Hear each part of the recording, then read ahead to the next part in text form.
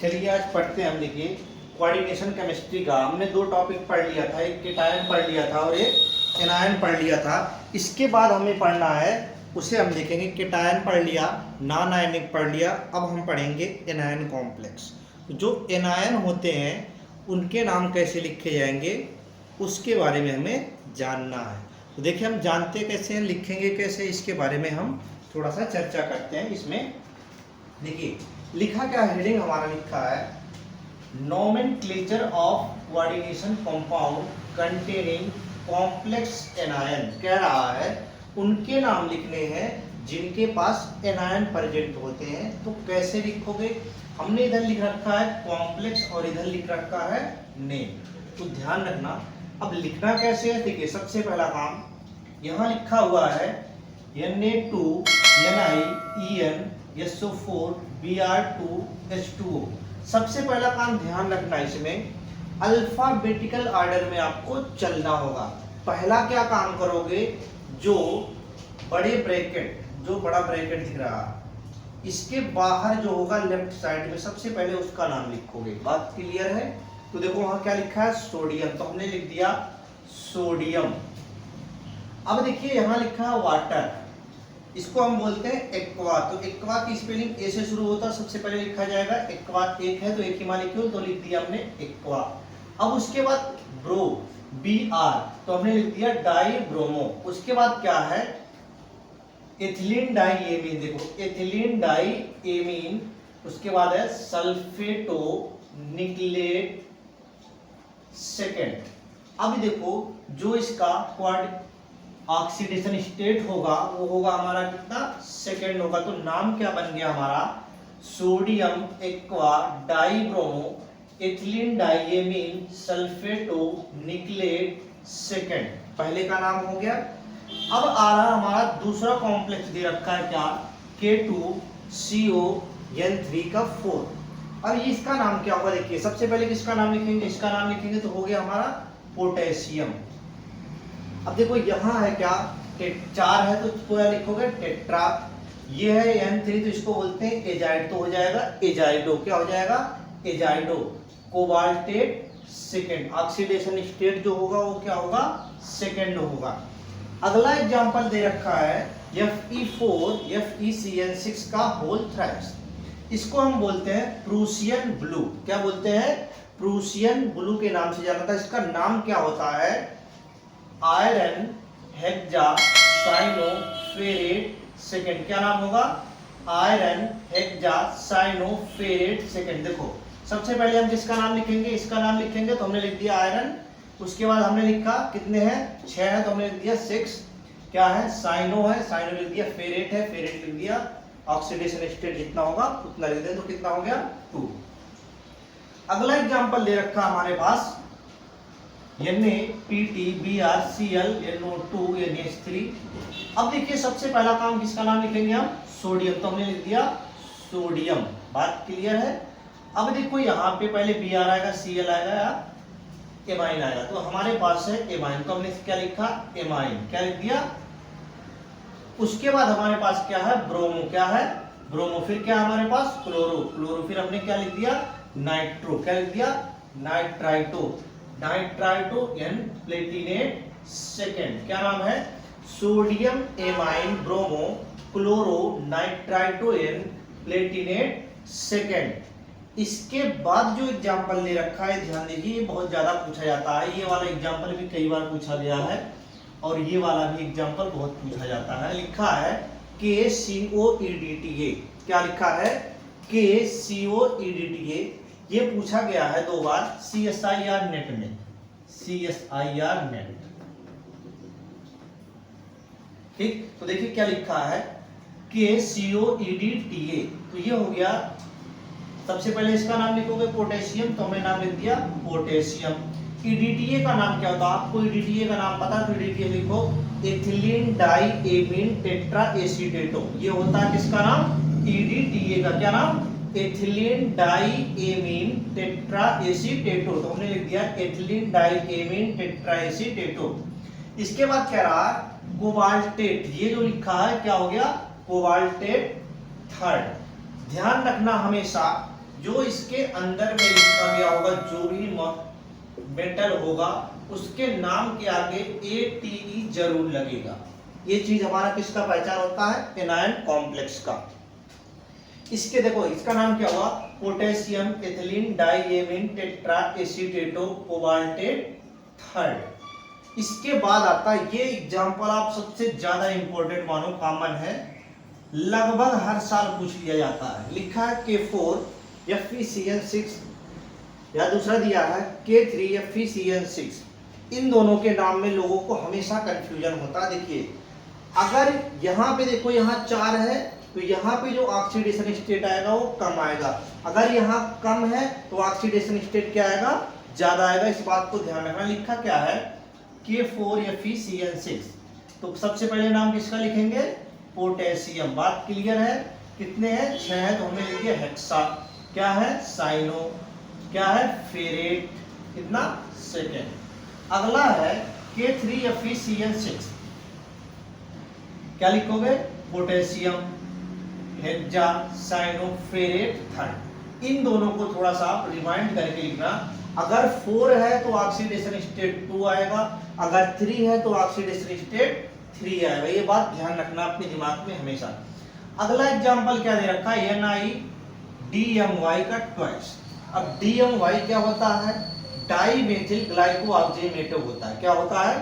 Dimethyl glyoximato. तो हमने लिखा डाईमेथिल ग्लाइको ऑक्सीमेटो। ये क्या है हमारा?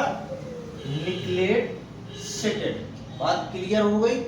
अब देखिए, इसके बाद एक चीज लिखा हमारे पास, एक छोटा सा हेडिंग लिखा है,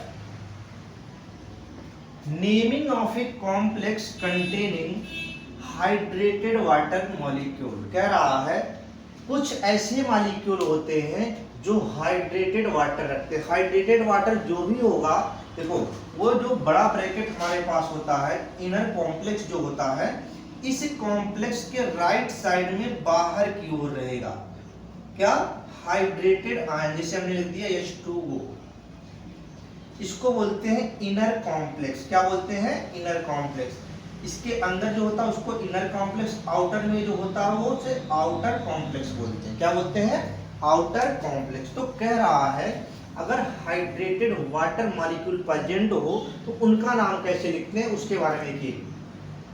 अगर सिंगल वाटर मॉलिक्यूल है, एक वाटर के मॉलिक्यूल है, तो उसका नाम हम लिखते हैं मोनोहाइड्रेटेड। क्या लिखेंगे? मोनोहाइड्रेटेड। अगर कह रहा है एक और आधा, यानी कि 1.5 कह रहा है, 3/2 मॉलिक्यूल हो किसके? H2O के, तो इसको जो हम लिखते हैं सेस्क्यू हाइड्रेटेड। क्या लिखते हैं हम? Sesqui hydrated. अगर यही वाटर के मॉलिक्यूल क्या हो? आधे हो, तो इसका नाम हम लिखते हैं हेमी हाइड्रेटेड। अगर यही मॉलिक्यूल कितने हो? 2 हो, तो इसका नाम क्या लिखते हैं? Dihydrated. अगर यही क्या है? 3 मॉलिक्यूल होते हैं, तो क्या लिखोगे? Try hydrated. 4 हो गए तो क्या लिखोगे? Tetra hydrated. जितने ये बढ़ते जाएंगे उसके नाम आप लिखते चले जाओगे। एक चीज ध्यान दिया, देखो इसका हमने एग्जांपल दे रखा है छोटा सा, K4 FeCN5NO2H2O। अब देखो इसका नाम तो हम HT लिखेंगे जैसे हमने ऊपर का लिखा था, लेकिन यहां लिखा है 2 मॉलिक्यूल ऑफ H2O, तो इसका नाम क्या लिखोगे? Die hydrated. लास्ट में लिखना है आपको। तो सबसे पहले हम इसका नाम लिखेंगे। सबसे पहले इसे लिखेंगे तो हमने लिख दिया पोटेशियम, फिर क्या लिख दिया? पेंटा, फिर क्या लिख दिया? साइनो, फिर क्या लिख दिया? नाइट्रोसिल। इसको बोलते हैं नाइट्रोसिल। Ferret second. लास्ट में हमने क्या लिख दिया? Dihydrated. क्या लिख दिया? Dihydrated. अगर मान लो 3 मॉलिक्यूल होता तो क्या लिख देते हैं हम? Try hydrated. यहां पे अगर हाफ H2O देता तो क्या लिखते हैं हम? Hemihydrated. जो भी दिया होगा उसी के अकॉर्डिंग उसका हम क्या करते हैं? नाम लिख देते हैं। अब एक चीज थोड़ा सा ध्यान रखना, आपके काम आएगा हर जगह। ये क्या चीजें हैं?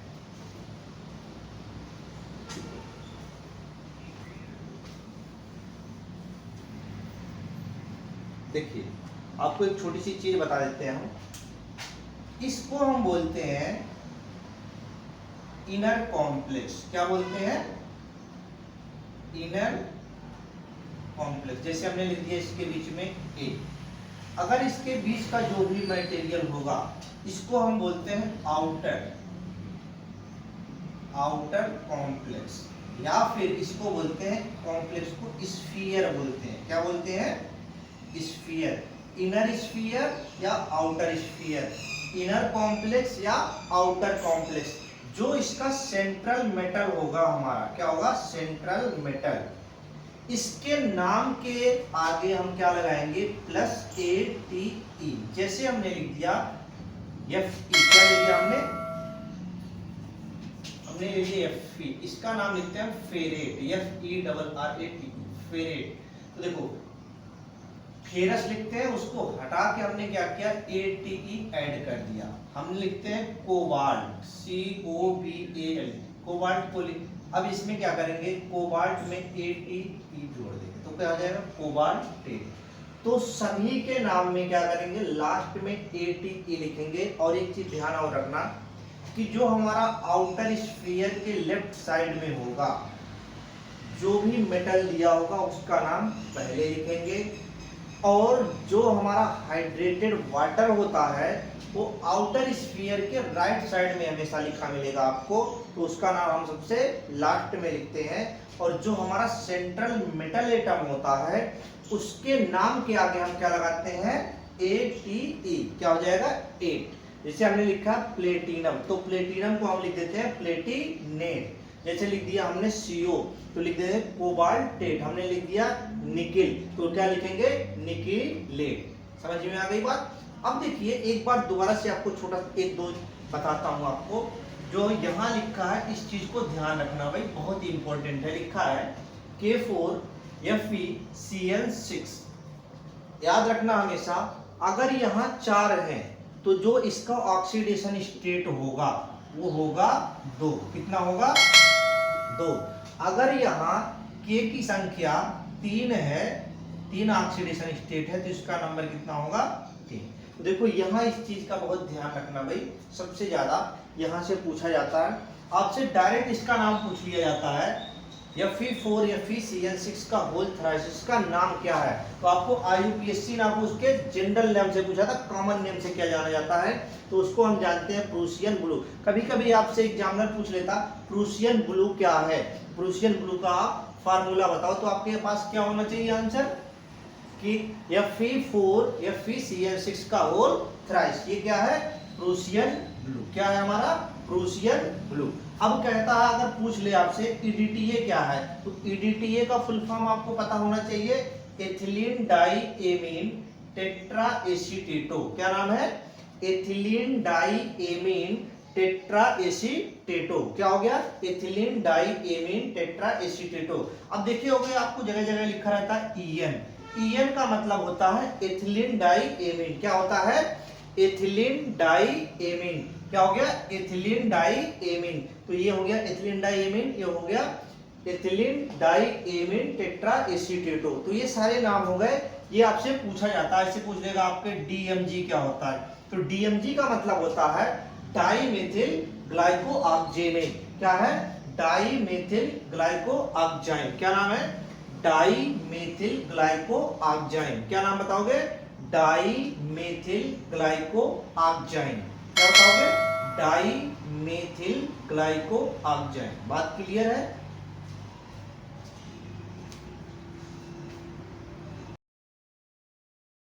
Thank you for watching this video. If you enjoyed it, please hit the like button and the bell notification icon.